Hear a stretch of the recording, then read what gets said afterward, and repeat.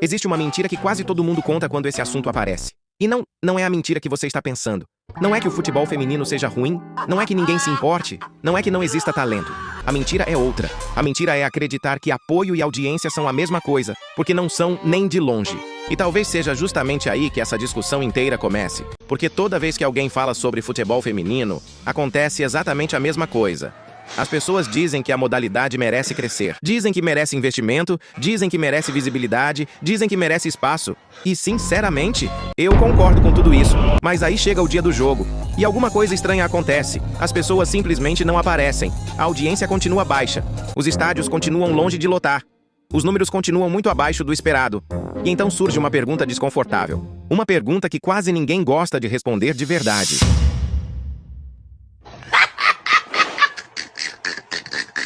Se tanta gente apoia o futebol feminino, por que tão pouca gente realmente para assistir? Bom, o nível técnico é menor. Pronto. Fim. Caso encerrado. Porque existe uma coisa que eu acho que muita gente tem medo de admitir nessa discussão. O nível técnico importa.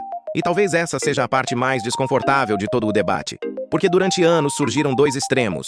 De um lado, pessoas dizendo que o nível técnico não importa. Do outro, pessoas dizendo que ele é a única coisa que importa.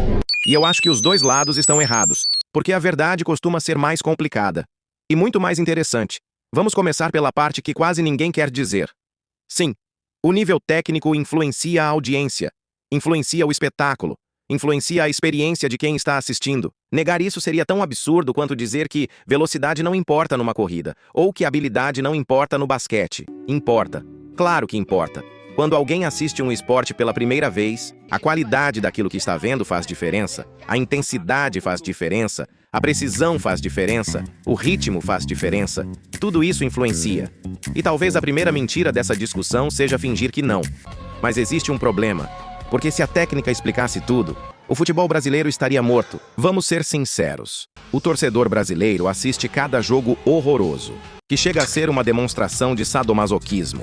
A gente assiste estadual, a gente assiste Série B, a gente assiste Série C, a gente assiste amistoso, a gente assiste jogo numa quarta-feira às 10 da noite entre dois times brigando para não cair. E o pior de todos, tem gente que para o que está fazendo para assistir ao jogo do Santos ou do Vasco. Vai me dizer que não é maluquice isso? E ninguém faz isso porque encontrou a mais alta expressão técnica do esporte. Então, claramente, existe alguma coisa maior acontecendo. E foi aí que eu comecei a perceber um detalhe curioso. Talvez o problema nunca tenha sido apenas o nível técnico, mas isso não significa que ele deva ser ignorado, porque existe uma pergunta que quase ninguém quer fazer. Uma pergunta que parece proibida, mas que deveria ser discutida com naturalidade. Por que o futebol feminino precisa jogar exatamente nas mesmas condições do futebol masculino? Pensa nisso por um segundo. Mesmo tamanho de campo, mesma altura de traves, mesmas dimensões, mesmas referências, tudo igual. Apesar de homens e mulheres possuírem características físicas diferentes. E aqui muita gente já começa a ficar nervosa, como se apenas fazer essa pergunta fosse um ataque. Mas eu não vejo dessa forma. Na verdade, eu vejo exatamente o contrário. Porque adaptar não significa diminuir. Adaptar significa potencializar. Todo esporte faz isso. O vôlei mudou regras. O basquete mudou regras. A Fórmula 1 muda regras constantemente. O futebol masculino mudou dezenas de vezes ao longo da história. Então por que essa conversa parece tão proibida quando falamos do futebol feminino? Será que algumas adaptações poderiam tornar o jogo mais dinâmico? Mais intenso? Mais emocionante? Será que traves ligeiramente menores produziriam goleiras ainda mais dominantes? Será que alguns ajustes destacariam melhor as qualidades técnicas das atletas? Eu não tenho a resposta, mas acho curioso como tantas pessoas se recusam até mesmo a fazer a pergunta.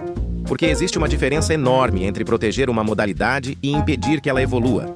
E talvez o maior erro cometido durante anos tenha sido esse. Muita gente tentou provar que o futebol feminino era exatamente igual ao masculino, quando talvez esse nunca devesse ser o objetivo, porque a verdade é que eles não são iguais, e isso não deveria ser um problema.